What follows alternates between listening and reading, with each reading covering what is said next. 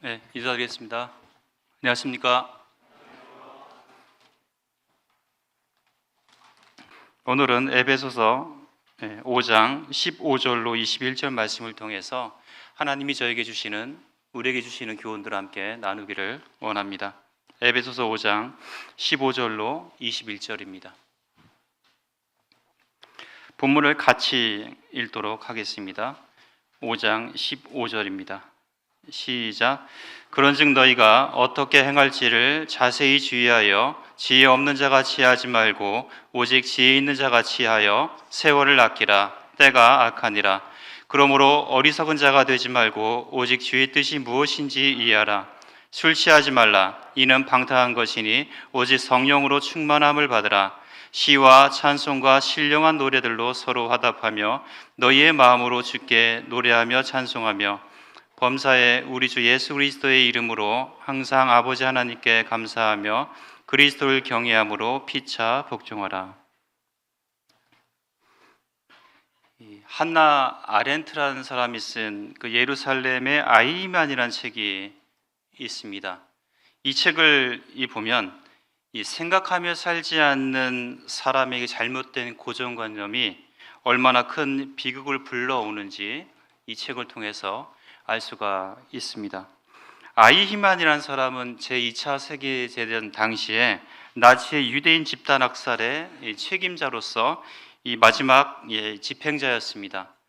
전쟁 뒤에 그 아이히만은 미군에 붙잡히게 되는데 1946년에 포롱 수용소를 탈출하게 됩니다. 그러다가 1958년까지 아르헨티나에서 신분을 숨기며 살다가 이스라엘이 계속해서 이 아이만을 잡기 위해서 끊임없이 추적을 한 결과 이제 1960년에 체포가 되어서 그가 이제 국제재판소가 아니라 이스라엘의 그 예루살렘에 와서 이 법정에 서게 됩니다. 결국 그는 1961년 이 교수형을 선고받고 이제 형장의 이슬로 사라지게 됩니다.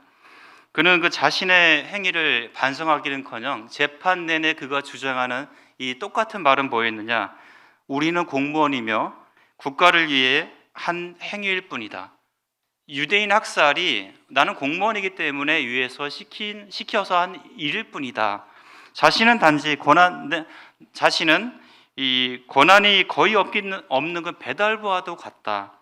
그래서 나는 아무것도 한 것이 없다라고 이렇게 주장합니다. 그러니까 수백만 명을 죽인 이 사람치고는 자신의 그 행동에 대해서 어떤 죄책감도 없이 나는 단지 시킨 대로 했을 뿐이다라고 끊임없이 그 대답하고 있는 이 모습을 보게 됩니다. 그런데 아이만의 그 상관이었던 그 하인리 밀러는 이렇게 얘기해요. 만일 우리에게 50명의 아이만이 있었어도 우리 이 전쟁에서 이겼을 것이다. 이렇게 얘기했을 정도로 그의 어떤 책임감이나 이런 것들이 막중했다는 것을 다시 한번 확인해 볼 수가 있는 것입니다. 그래서 이 아이만의 이력을 보게 되면 그는 자신의 의지가 아니라 타인의 권유로 이제 나치당에 가입을 하게 되고 이제 히틀러의 친위대에 들어가게 됩니다. 그런데 그 상관의 명령에 따라서 그 시온주의 고전인 그 유대인의 국가라는 책을 읽게 되는데 거기서 감명을 받고 시온주의자가 하나 될 거라고 이렇게 생각하면서 살기까지 해요.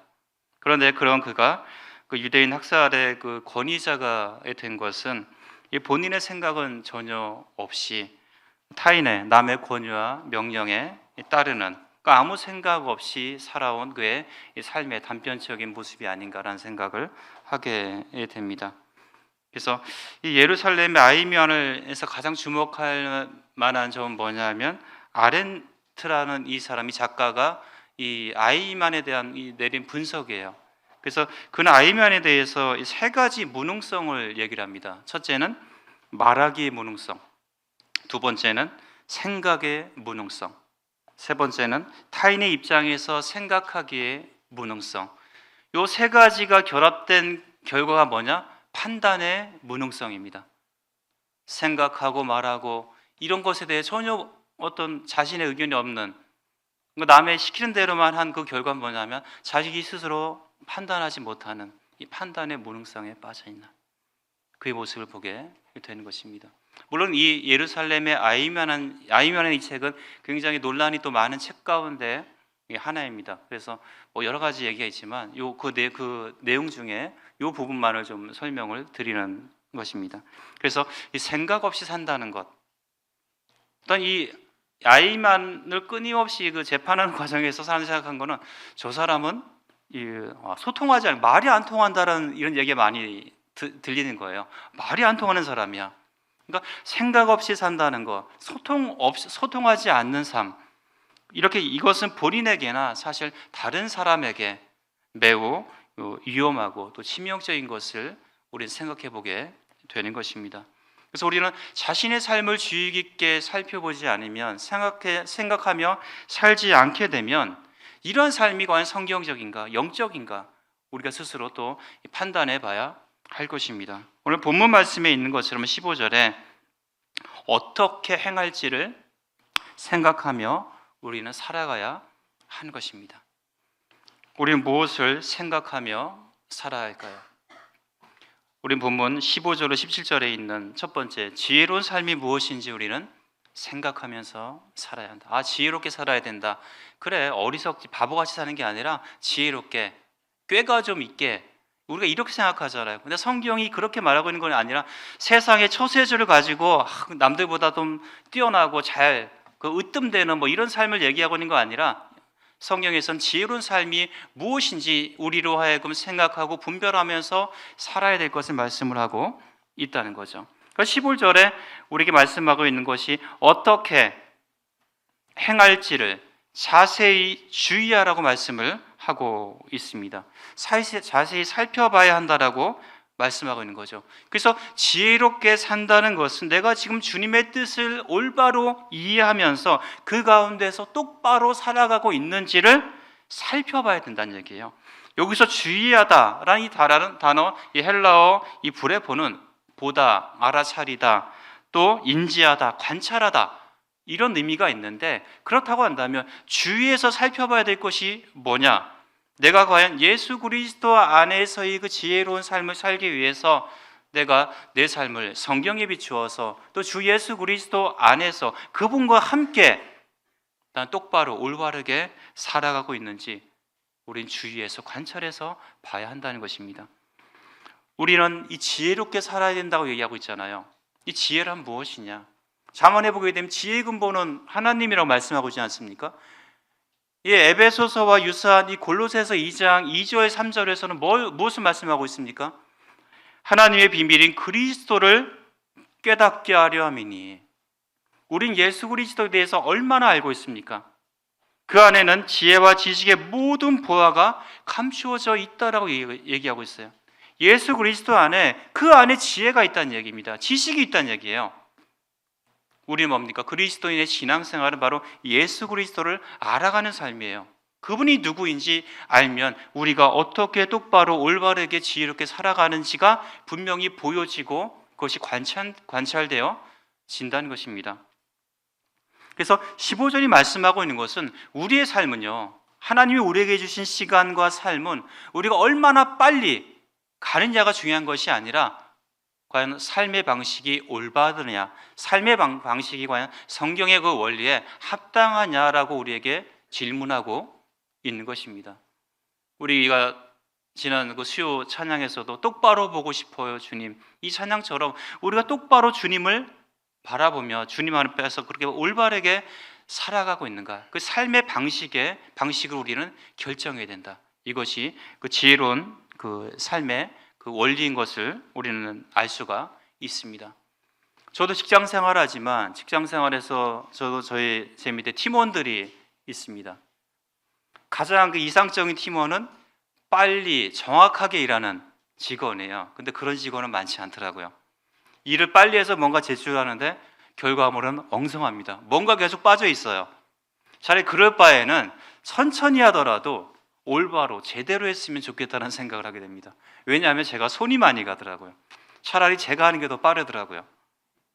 제가 보면은 이 부족한 내용이 많거든요. 근데 그 직원은 뭐냐? 빨리 처리하고 저한테 넘기면 제가 다 해줄 걸로 아니까 대충 해서 넘기는 거예요. 매번 그러더라고요. 그건 제가 그럼 그 직원을 신뢰할 수 있느냐? 없다는 거죠. 우리가 하나님 앞에, 그리스도의 심판대 앞에 갔을 때 하나님이 우리에게 물으시는 것은 네가 얼마나 빨리 살았느냐가 아니라 얼마나 제대로 올바르게 살았느냐, 지혜롭게 살았느냐, 이 삶에 대해서 물으신다는 거죠. 그래서 우리는 빨리보다는 정확하게, 올바로, 똑바르게 우리에게 주어진 삶들을 자세히 살피며 살아갈 필요가 있음을 보게 됩니다. 에베소서 2장 10절에 우리가 앞서 에베소서는 그게 이 둘로 나눌 수가 있지 않습니까? 1장부터 3장까지는 이 교리적인 부분을, 그렇죠? 4, 5, 6장은 이제 실천적인 삶의 원리에 대한 부분들을 말씀하고 있잖아요. 그래서 우리 오늘 5장이면서 우리가 어떤 삶을 살아야 되는지 그 삶의 원리를 계속해서 우리가 살펴보고 있는데, 그렇다고 한다면 우리가 어떤 사람이 되는 것이 마땅한가? 에베소 2장 10절에 우리는 그가 만드신 바라, 우리 만들어졌다, 새로 만들어졌다, 새 생명을 얻었다. 그렇다고 한다면 이제 그리스도 예수 안에서 선한 일을 위해 지으심을 받았다라고 말씀을 하고 있습니다. 누구 안에서? 그리스도 예수 안에서. 무엇을 위해서? 선한 일을 위해서. 자, 선한 일은 무엇일까요? 착한 일, 도덕적인 일일까요? 그것만일까요? 제가 이제 얼마 전에 아침에 이제 토요일 날 집에서 나오는데 저희 집 앞에 어떤 사람이 쓰러져 있어요. 쓰러져 있더라고요. 그래서 뭐지? 저 사람 뭐지? 근데 그 앞에 뭐 상인들이나 이런 분들이 보고 가만히 있어요. 어느 하나 신고하지 않더라고요. 그래서 이제 자매한테 차를 세우라고 하고서 빨리 112에 전화하라고, 119에 전화하라고 하고서 저는 그 옆에 가서 막 깨웠어요. 이 사람한테 흔들어 깨웠습니다. 보니까 이제 술 냄새가 이제 확 나더라고요. 그래서 술을 취하셨구나. 그래서 막 깨웠습니다. 그래서 아까 자기는 착한 사람이에요. 자기는 나쁜 짓을 안 했어요. 막 얘기를 하더라고요. 그래서 저도 알아요, 알아요. 그래서 집이 어디세요? 막 이제 물어봤어요. 그래서 막 이제 그러고 있는데 조금만 기다리세요. 제가 경찰 불렀으니까 조금만 기다리세요. 하더니 이 사람이 벌떡 일어나는 거예요. 저 나쁜 짓 안 했어요. 하더니 막 하더라고요. 그래서 제가 끝까지 지켜봤어요. 경찰이 안 오길래 이 사람 어떻게 잘못될 것 같아가지고 막 하다가 이제 횡단보도를 딱 건너더니 그 앞에서 또 픽 쓰러지는 거예요. 그래서 제가 경찰이 오길래 저 사람 저 앞에 있으니까 빨리 가서 조치를 취해달라. 여기까지가 선한 일입니다. 도덕적인, 누구나 할 수 있는, 구원받지 않아도 할 수 있는 일이죠. 근데 우리가 하나님이 우리는 그가 만드신 바라 그리스도 예수 안에서의 선한 일은 뭐냐? 그러면 우리는 무엇을 했어야 될까요? 그죠? 그 사람을 깨워서 정신 차리세요. 그래서 뭐 컨디션이 하나 사주면서 술 깨십시오 하고서 하나님에 대해서 그죠? 우리가 교회 한번 나오세요. 여기까지 우리가 영적인 일, 하나님을 나타내는 일까지 갔어야 된다는 거죠. 그러니까 우리가 일반적으로 구원받지 않은 사람들이 할 수 있는 그런 선한 일이 아닌 그리스도 예수 안에서의 선한 일을 위해서 하나님이 우리를 부르셨다는 것입니다. 저희가 자매님들의 수고로 화요일마다 이 지역 어르신들을 접대하는 이 일이 단지 밥만 제공하는 일이었다고 한다면 그냥 누구나 할 수 있는 무료급식의 그냥 복지적인 봉사였다는 거죠. 자원봉사. 근데 복음이 전해지고 예수님을 믿으십시오. 우리의 날이 얼마 남지 않았습니다. 위에 초청해서 복음의 말씀이 선포되게 하는 이것이 에베소 2장 10절이 우리에게 말씀하고 있는 그리스도 예수 안에서의 선한 일이라는 거죠.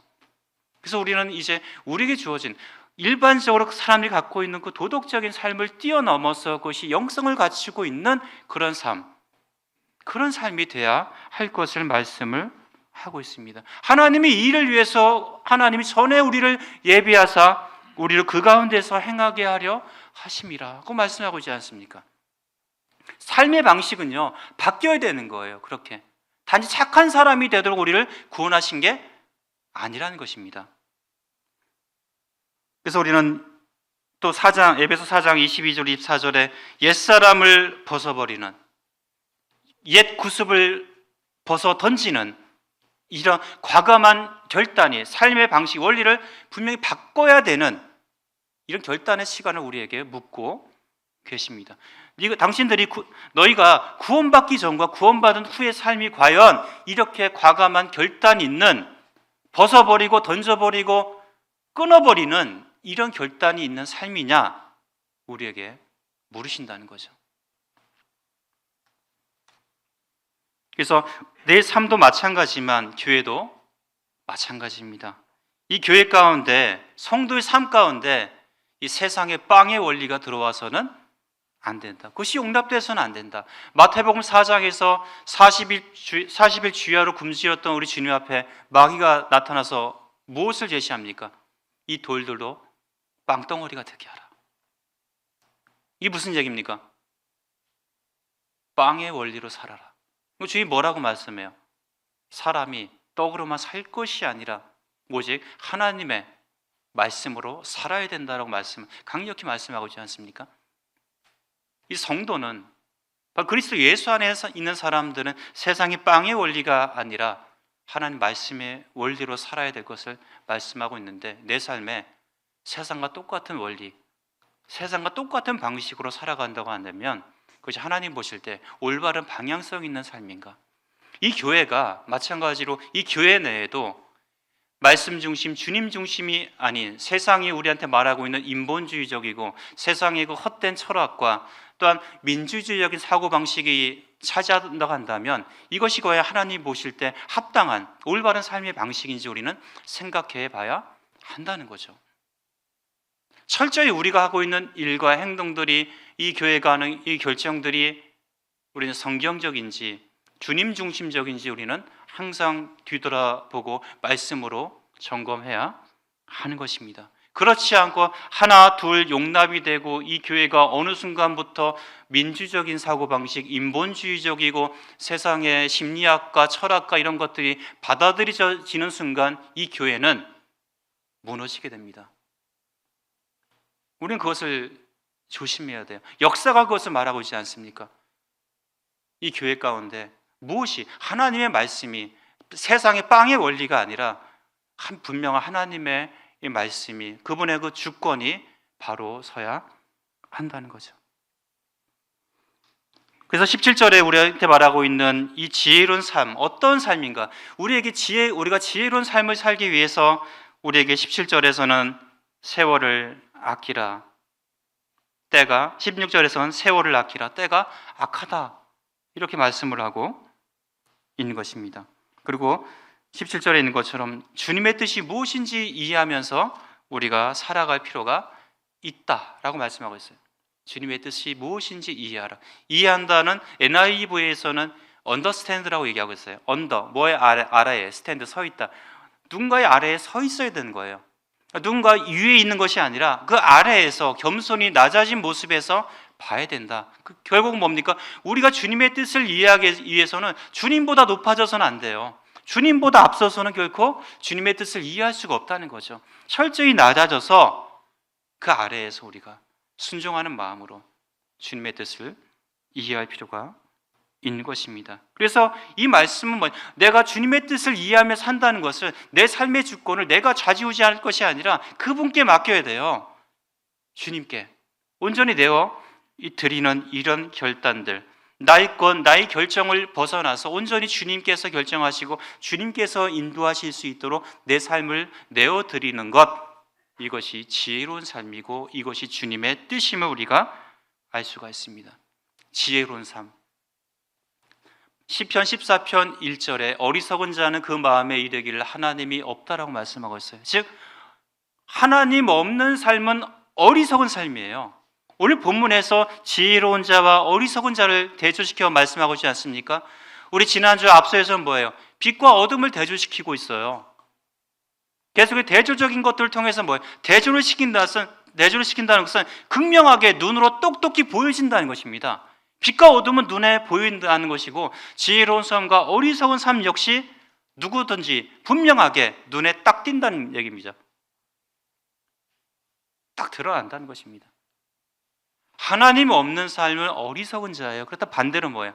하나님의 주권이 인정되고 그분이 내 삶을 온전히 인도하시는 분이라는 사실, 그 믿음이 있는 그 삶은 지혜로운 삶이라는 얘기입니다. 잠언 3장 6절에 너는 범사의 그를 인정하랴. 그리하면 내 길을 지도하시리라. 범사의 모든 것에, 모든 상황 속에서 우리의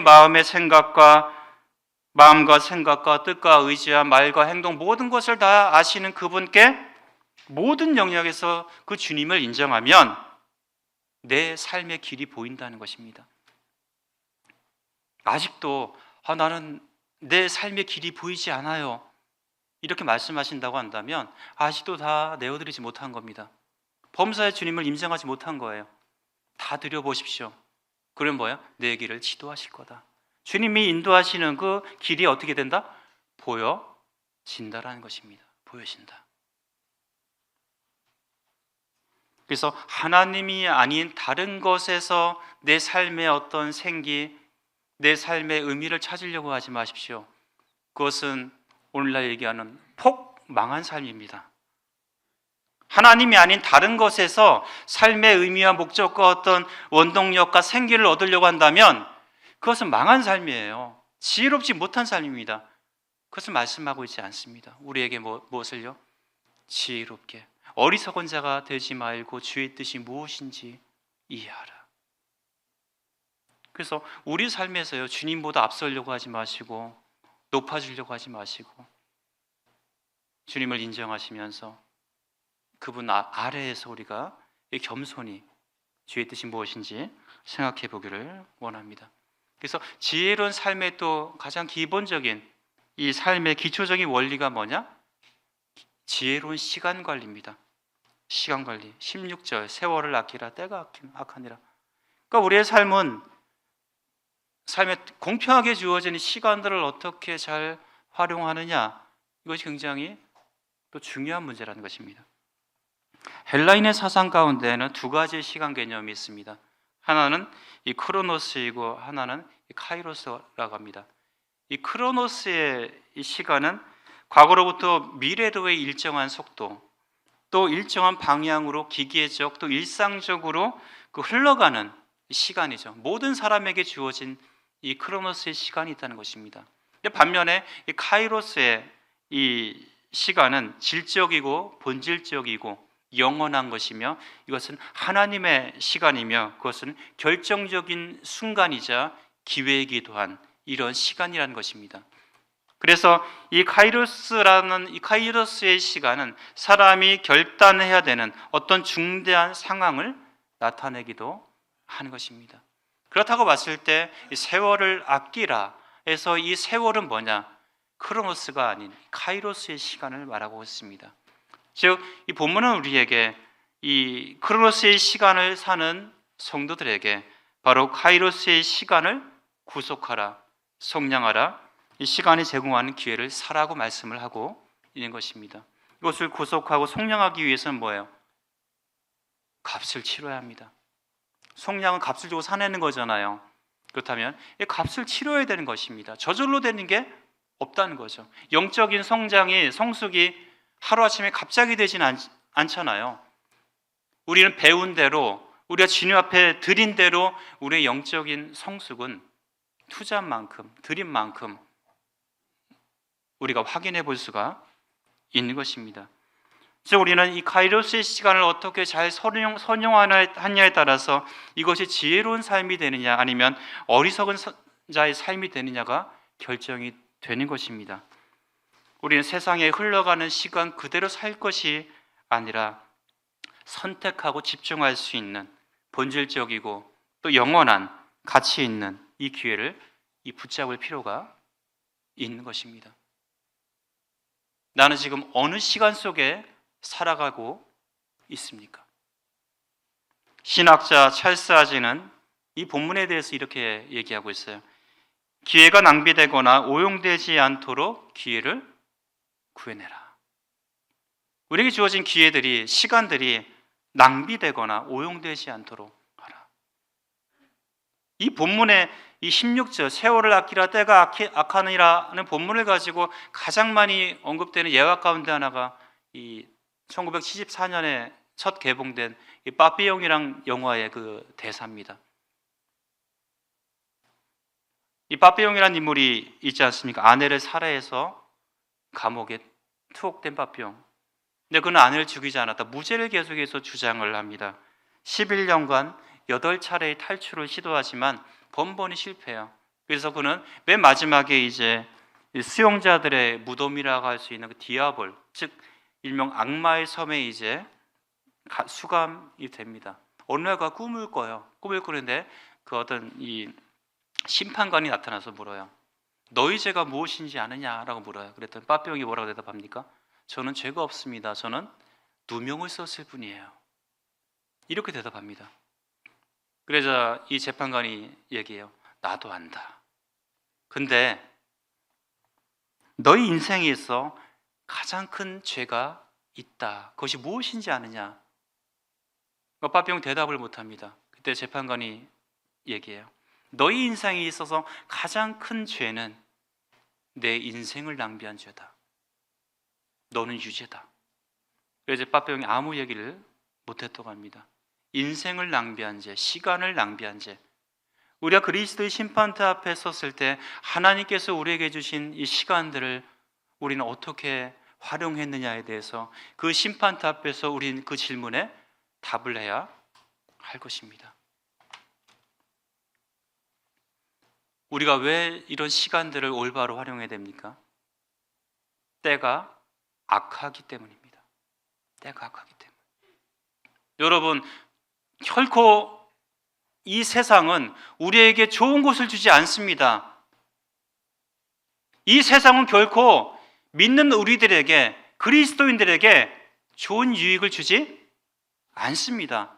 그럼에도 불구하고 계속 우리의 눈이, 우리의 안목이, 우리의 생각이 세상을 향해 있다고 한다면 우리는 그 악한, 이 병든 나쁜 상태 같이 오염되게 될 것입니다. 우리는 악한 세상에서 우리에게 주어진 이 카이로스의 시간을 어떻게 보내고 있는지, 또한 시간을 과연 낭비하고 있지는 않은지, 헛된 일에 우리가 분주하고 있지는 않은지, 아무 의미 없이 흘러보내는 시간들이 혹 있는지 우리 지혜롭게 잘 주의해서 살펴봐야 하는 것입니다. 우리가 무엇을 생각하며 살아야 합니까? 18절 21절에 우린 성령 충만한 삶을 생각해야 돼요. 성령 충만, 가끔 지나가다 그냥 생각해 볼 만한 문제가 아니라 매일 매 순간 우리의 기도 가운데 내가 과연 성령 충만한 삶을 살고 있는지, 나는 과연 지혜로운 삶들을 살고 있는지 우리의 삶에 대해서 계속 질문을 던져봐야 하는 것입니다. 생각해 봐야 하는 거예요. 내가 똑바로 살고 있는지. 그래서 우리 중에 그 누구도 결코 내 힘으로, 내 지혜로, 내 지식으로 내 삶을요 똑바로 살아갈 수가 없어요. 주님 보시기에 합당한 삶을요 내 힘으로 살아갈 수 없기 때문에 하나님께서는 우리에게 야 너희들은 너희 힘으로 살아갈 수 없기 때문에 성령 충만해야 돼. 갈라디아서 5장 25절에 우리가 성령으로 살면 또한 성령으로 행하라 이렇게 말씀하고 있거든요. 성령을 따라 행하고 성령으로 살라고 말씀해요. 너희는 너희 힘으로 살아야 돼, 너희 지식으로 그냥 살아야 돼 이렇게 말씀하고 있는 게 아니라 성령의 힘으로, 그 능력으로 살라고 말씀하고 있어요. 그래서 우리가 구원받았을 때 우리 속에 성령으로 인치심을 주시고 성령의 내주하심을 따라서 우리는 살아가는 것입니다. 우리는 많은 염려 가운데 있죠. 어떻게 살아가지? 어떻게 할까? 그래요. 나는 염려하고 걱정하지만 내 속에 계신 성령께서는 염려하지 말라, 근심하지 말라고 말씀하시잖아요. 그러니까 내 삶을요 내 힘으로 살아가는 게 아니에요. 그래서 분명히 알아야 됩니다. 이 바울은요 이 문제를 너희는 술 취하지 말라, 이런 방탕한 것이다, 술 취한 것과 이 성령의 충만함을 다시 한번 대조시켜 설명을 하고 있죠. 둘의 공통점은 뭡니까? 무엇인가의 지배를, 통제를 받는다는 거예요. 하나는 술에, 하나는 성령의 통제, 그 지배 가운데 있다는 것은 공통점이지만 차이점은 분명하다. 전자는 술 취하면 뭡니까? 생각과 감각이 멍하고 둔해진 상태입니다. 또한 술의 지배를 받아서 절제하지 못하고 자기 자랑하고 자기를 드러내고 다른 사람 말도 안 듣죠, 그죠? 근데 후자는 뭡니까? 성령의 통제를 받는 사람은 생각과 감각과 말과 행동 이런 것들이 유익되고 활기차고 덕스럽고, 그리고 뭡니까? 피차에 복종할 줄 알고 남의 의견을 존중할 줄 아는. 분명히 둘은 무엇인가에 지배당한다는 것은 공통되지만 결과는 어떻습니까? 다르다는 것입니다. 결과가 달라요. 내 삶이 지금 나타난 그 열매들이 무엇의 통제, 지배를 받고 있는지 내 삶의 열매를 보면 분명하게 드러나게 돼 있다는 것입니다. 우리는 어떻게 이 성령 충만을 받아야 될 것인가? 에베소서와 유사한 골로새서 3장 15, 16절에 말씀하고 있거든요.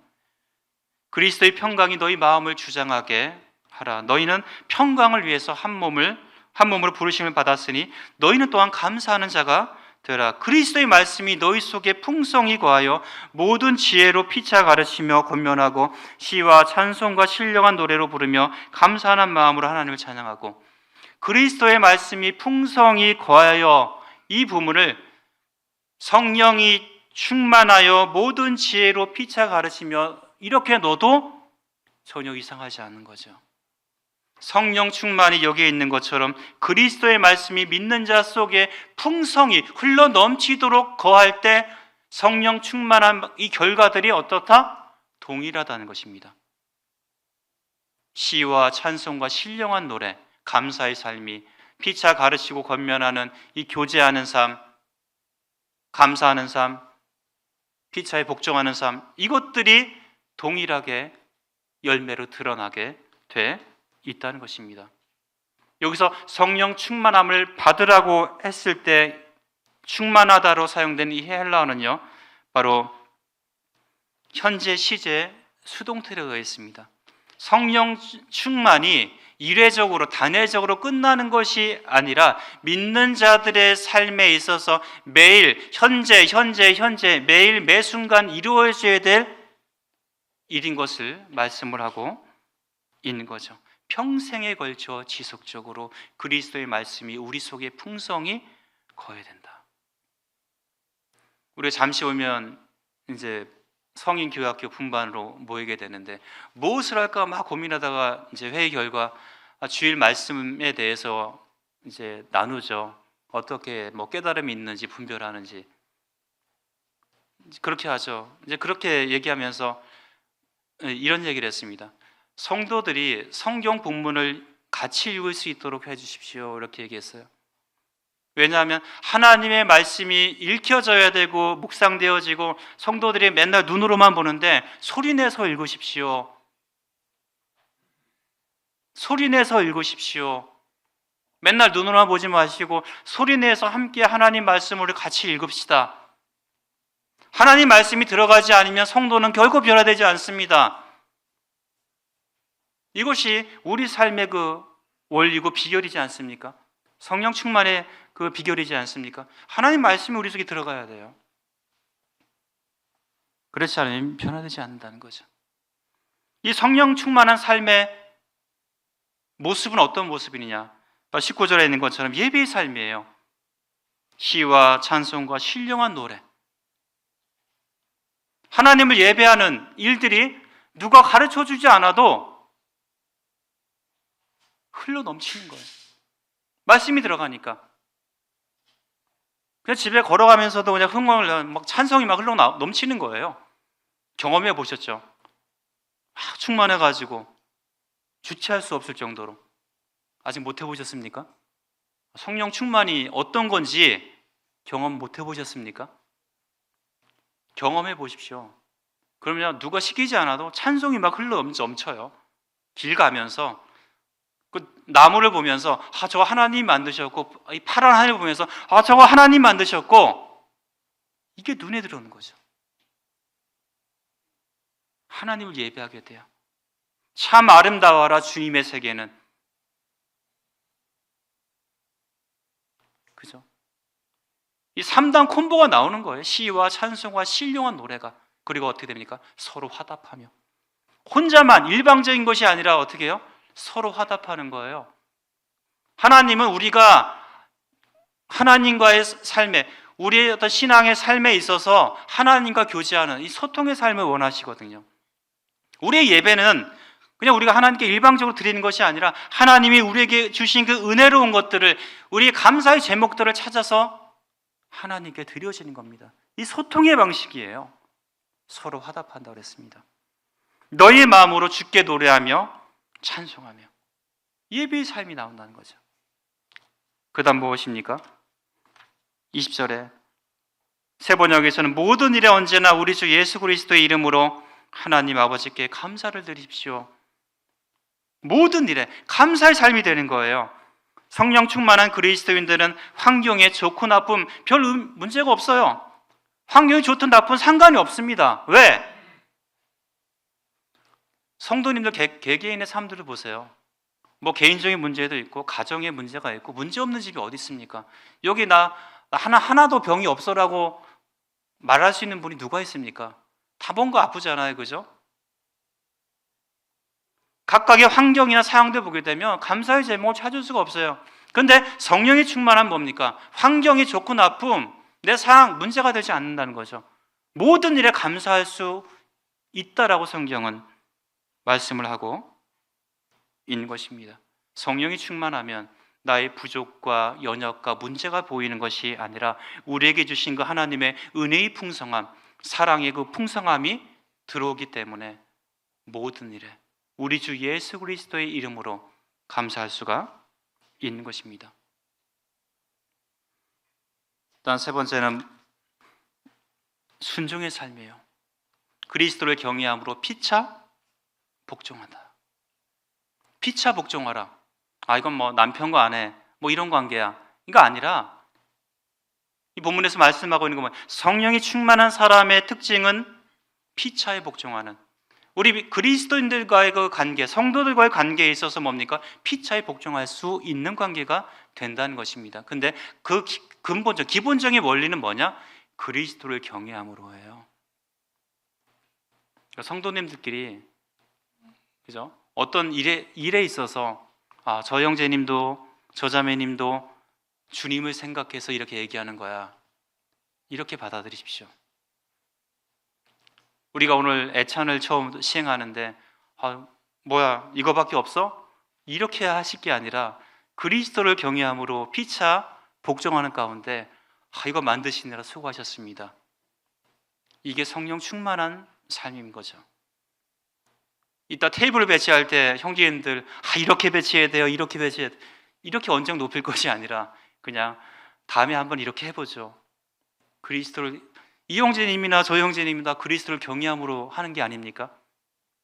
성령 충만했을 때 그리스도를 경외함으로 이루어진 일들에 대해서는 우리가 어떻게 해요? 피차에 순종하고 복종할 줄 알아야 한다는 것입니다. 이것이 이 그리스도인들의 또 성도 간의 기본적인 이 관계의 그 원리가 뭐냐? 그리스도를 경외함으로 피차 경외하는 것입니다. 성령의 충만함을 받은 사람은, 이 술 취함에 이 통제를 받는 사람은 이기적이고 다른 사람의 말을 듣지도 않고 옹고집이고 이 어떤 누군가의 말에 대해서 굉장히 거북스러워하고 공격적이지만, 이 성령의 충만한 사람의 특징은 무엇이냐? 내 자신이 얼마나 죄인인지, 내 자신이 얼마나 부족하고 연약한 존재인지 알기 때문에 그리스도를 경외함으로 피차 복종할 줄 안다는 것입니다. 우리는 우리의 삶들을 어떻게 살아야 할 것인가? 우린 지혜롭게 또한 성령 충만함을 생각하면서 우리에게 주어진 삶들을 참 살아가는 이런 성도들이 돼야 할 것입니다. 성경을 보게 되면 성경은 너 혼자, 당신 혼자 열심히 하십시오라고 얘기하고 있는 게 아니에요. 서로 사랑하고 서로 용납하고 서로 돌아보아 사랑과 선행을 격려하고 서로 성경에 서로라는 말 한번 찾아보세요. 나는 섬김받기 위해서 이 교회에 와? 아니에요. 우리 주님도요, 섬기기 위해 이 땅 가운데 오셨다고 한다면 내가 뭐길래 난 그래도 품격 있는 사람이기 때문에 난 이런 일 못해. 주님은 품격이 없습니까? 하나님이 셨던 그분이 이 땅 가운데 그 품격 유지하려고 오셨을까요? 그렇지 않다는 거죠. 누군가의 종이 되기 위해서. 이 교회 안에 그리스도인의 그 헌신과 섬김과 봉사가 세상의 원리에 의해서 자꾸 밀려나게 될 때 우리들은 그것을 경계해야 된다는 것입니다. 또한 교회 인도자들은 그 부분을 조심스럽게 살피고 경계시켜야 하는 것이 맞지, 거기에 맞장구 쳐서 그래요, 맞아요, 이게 아니라는 것이요. 우리가 세상의 원리가 들어오는 것들을 철저히 우리는 조심스럽게 봐야 한다는 것입니다. 그래서 서로 해야 될 일들이, 돌아봐야 할 일들이, 서로 용서하고 용납하고 사랑하고 또 서로 일들을 서로 챙겨주는 이런 모습이 피차에 복종하는 일임 우리가 또 깨닫게 되는 것입니다. 결론적으로 성도님들, 우리 인생을 만지시는 분은 하나님이세요. 우리 삶을 가장 잘 아시는 분은 내가 아니라 우리 주님이십니다. 범사에 하나님을 인정하고 내 삶을 온전히 맡겨야 내 길이 또 내 삶을 그분이 인도하십니다. 그러면 우리는 다음의 것들을 살피고 생각해 봐야 하는 것입니다. 첫째, 내 삶에 하나님 없는 어리석은 삶의 영역은 존재하는지 생각하며 살아야 합니다. 학업, 직업, 문화생활, 재정, 나의 의식주의 문제에 있어서 이 삶의 영역에 있어서 하나님 없는 삶의 영역은 없는지 그것들 찾아내셔야 돼요. 그리고 그 고리들을 끊어내셔야 됩니다. 벗어버리셔야 돼요. 또 두 번째는 내 삶의 성령 충만함에 열매 맺지 못하는 이 영역, 예배의 삶, 감사의 삶, 순종하지 못하는 이런 삶은 없는지 우리는 생각하며 살아야 하는 것입니다. 사랑하는 성도님들, 하나님이 우리에게 주신 이 구원받은 이 세 사람의 삶은 너무나 아름답습니다. 너무나 가치 있고 의미 있고 너무나 아름답습니다. 그렇다고 한다면 이 삶이 하루하루 헛된 일에, 의미 없는 일에 낭비되지 않도록 우리의 삶을 주님 앞에서 생각하며 분별하며 주의 깊게 살피며 살아가기를 간절히 원합니다. 기도하시겠습니다. 아버지 하나님, 감사합니다. 저 믿는 저희들에게 새 삶을 주셔서 감사합니다. 그것이 아무렇게나 사는 삶이 아니라 주의 뜻이 무엇인지 이해하면서 또한 성령 충만한 삶이 무엇인지 생각하며 살아갈 수 있도록 계속 저희들을 인도해 주시기를 원합니다. 범사의 주님을 인정하게 하시고 온전히 내어 맡기게 하시며 저희가 시간을 또 헛되이 보내지 않도록 인도해 주시고 저희들 지혜롭게 하나님이 참 저희 삶을 온전히 인도하시고 하나님의 주권이 온전히 인정되는 이런 삶들을 살아갈 수 있도록 도와주시기를 간절히 기도합니다. 성도들의 삶들을 주께서 참 은혜 가운데서 강건히 붙들어 주시기를 원하옵고 모든 것 우리 주 예수 그리스도의 이름으로 감사하며 기도드렸습니다. 아멘.